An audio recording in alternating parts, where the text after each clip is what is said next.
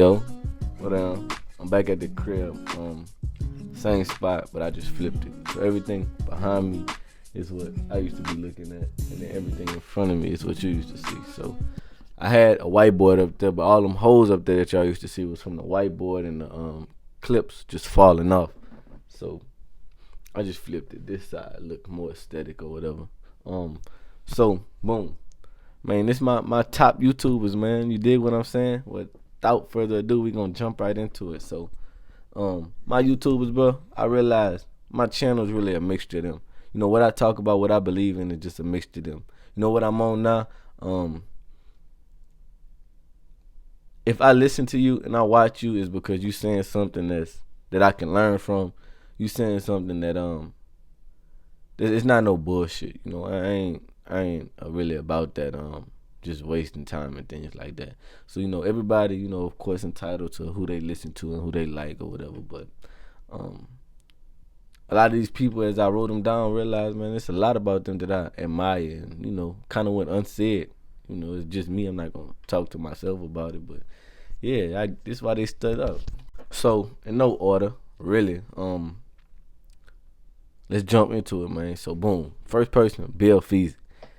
You don't know who Bill Feasy is, I'm going to give you a kind of summary of their channel, and I'm going to kind of really relate it to why I mess with him. So, he a prison YouTuber. He just got out there like a 9-10 year bid. So, some of the shit that stand out about dude's channel is, number one, how he tell his stories. You could tell he kind of go back to when it actually happened, and he don't really kind of add no fluff. Like, kind of what the story is what the story is. You get entertainment about what really happened, not about him.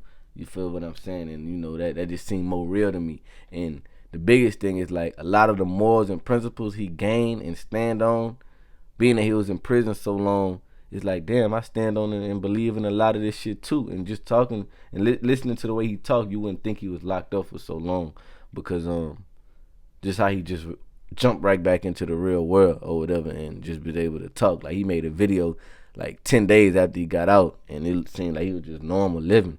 But yeah, a lot of the stuff that went on in the prison and that he had to be a part of, he allowed still his mindset and what his morals was to tell people that he was supposed to tell yes to. No, I'm not gonna do that. I know that's not gonna go like that, and have to just take whatever comes with it. And that's just what it was. And not allowing people to take him to play with, because he knew where that could go. And it's certain little things about him that, like, damn, yeah, Bill, like, that's real, man. Like, prison, he always says a world within the world, but it's still in the world. And so now we in this world, that same principle still apply. So yeah. Next person, got True Cam. Off the grip, man. This dude, consistency, man. That's what I take from him. Like, this man posts like 4-5 videos a day. When I found this channel, he was at 30K. If I'm lying, I'm dying. He was at 30K. By the end of the week, this man was at 80K. By the end of the week, this man was at 80K. And I'm talking about, like, this not even like Saturday to Saturday. This like Monday to Friday. Like, dude, shit blew up. And he always say it, but it's just my consistency. It's my consistency. I can't put the time in and the work in, and I did what I had to do. He just hit 100K last night. I seen him post a little screenshot of it this morning. And he tell you a lot of stuff that you like, okay, I know that, but it's like, okay, cool. It's good to know somebody else feel like this, somebody else say this, and a lot of shit that you know you might not have thought was going on with a shorty, how she act. He gon', yeah, this really what it is, bro, and help you fix up, man. You want shorty, you know, he gonna help you fix up on a lot of shit that you might have did and you thought was really fire, was really fair, but was really bullshit. Like, and you know, it's everybody own opinion. So dude, still he for entertaining, but you know he put you on a lot of game.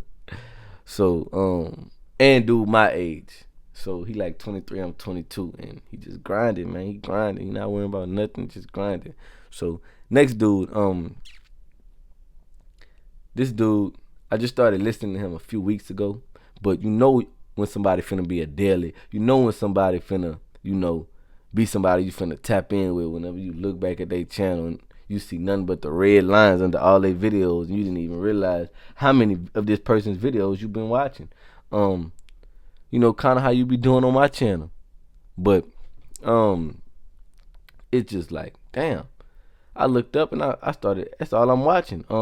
His name's Caleb Hammer. So, you know, all his channel is. I don't want to say all to sound like all, but his channel is. He you give him your bank statements and y'all just do a financial audit. That's literally what he call it. Just look at what's coming in, what's coming out. And he light into you if you're not doing right, and he let you know like, look, this is the time where you need to be taking care of your business. You might think you could bullshit, but it's not. And I extracted from him like, bro, I realized like that time from getting out of high school up until like 25, is a mindset shift, a paradigm shift we got to go through. We still got that mentality of like high school, like somebody gonna come save the day for us. It's not gonna be as bad. After I get into it this one day, after mom's fussing me this one day, it's really over with. After I get suspended for these few days, I come back normal like nothing happened. Whatever. You can still do your schoolwork and still get accounted for when you out of school type shit, when you suspended. You can't do that shit in real life, bro. You fuck up, you gotta take your lick. Ain't no Captain Save-A-Ho. It's not nobody come and get you. But we'll still mess up. We'll still be just letting cars go unpaid for, letting bills go unpaid for, letting people call us, letting people look after us, saying just not having our financials in line, bro. And it's just entertaining. He really get on your ass, and people get real defensive because he's real offensive. He like, yeah, yeah, we nice. They be saying thank you, they be nice. He be like, yeah, but let's see if you still feel like that when I'm done fussing at you.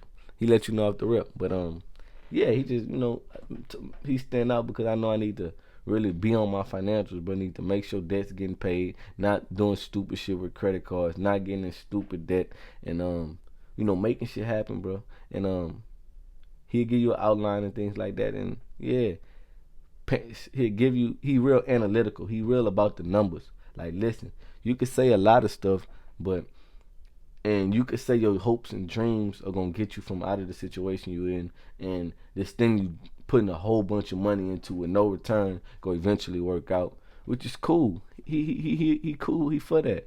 But it's like, okay, what are the numbers showing? What is the math saying? Is the math saying if I keep heading down this path, will I be able to come out of it?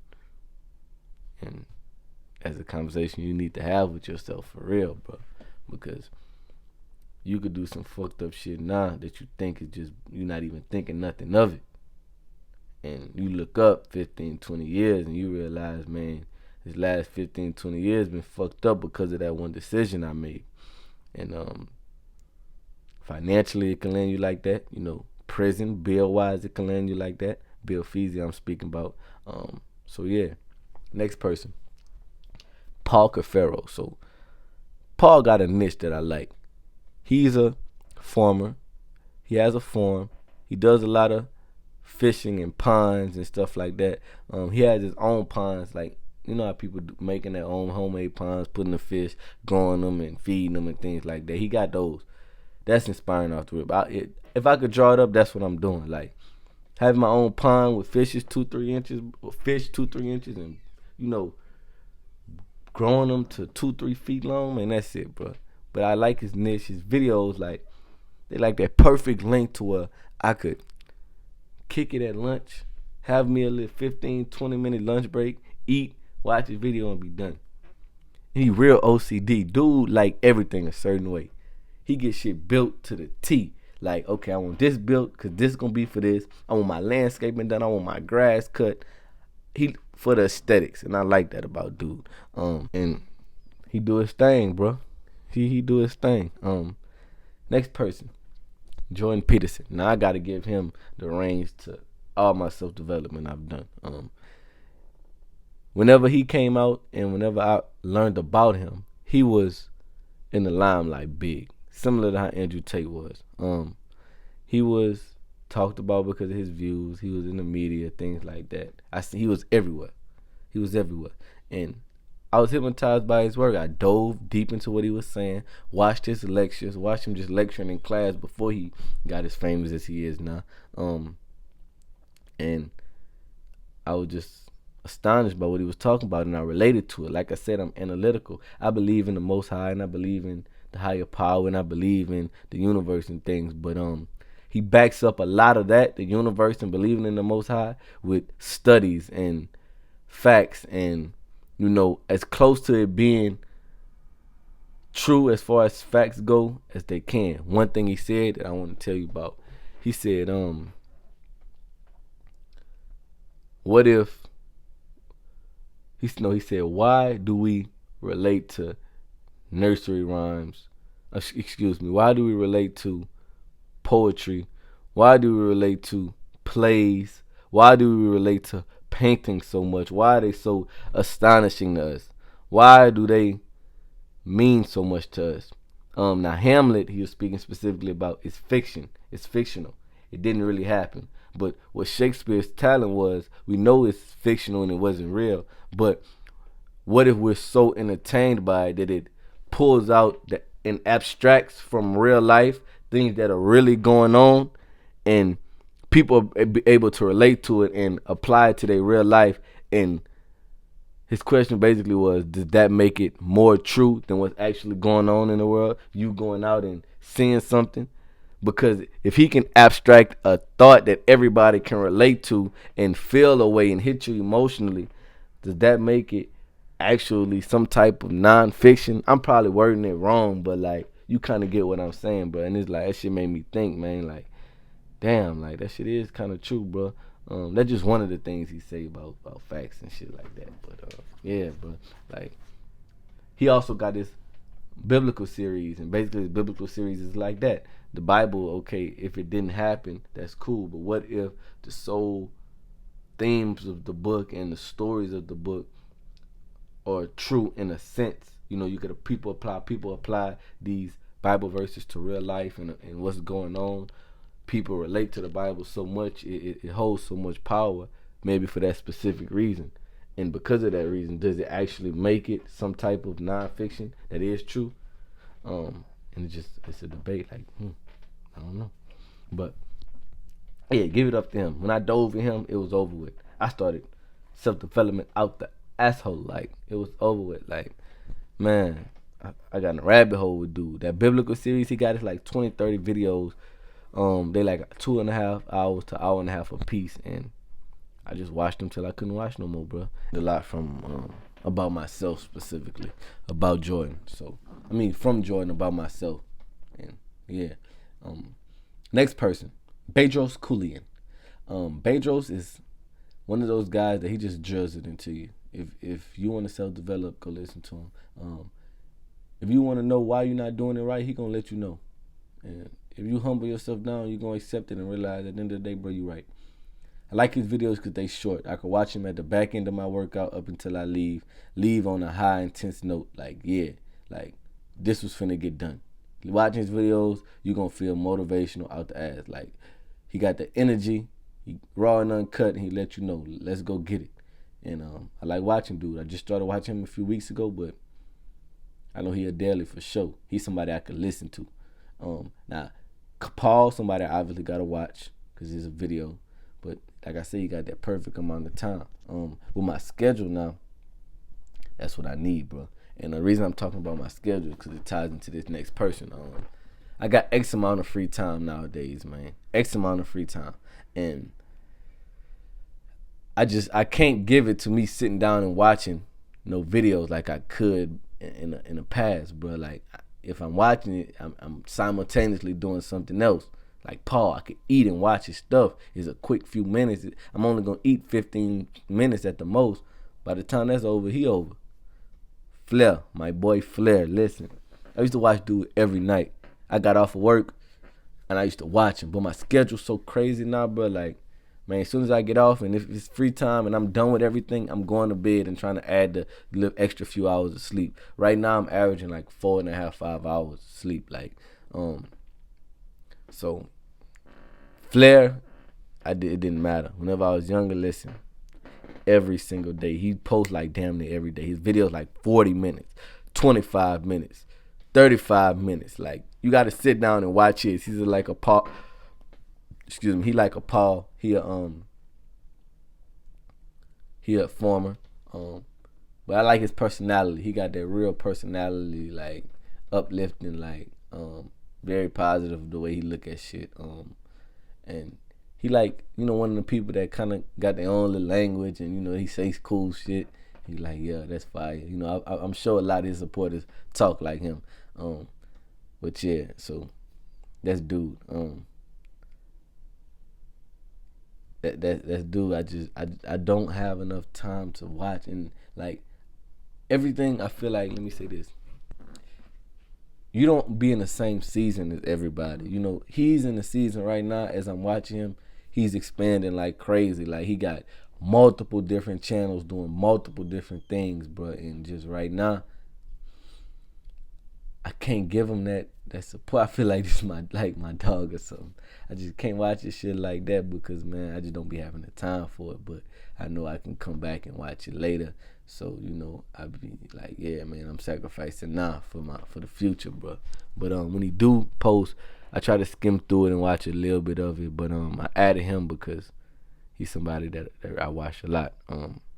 So basically, wrap it up, man.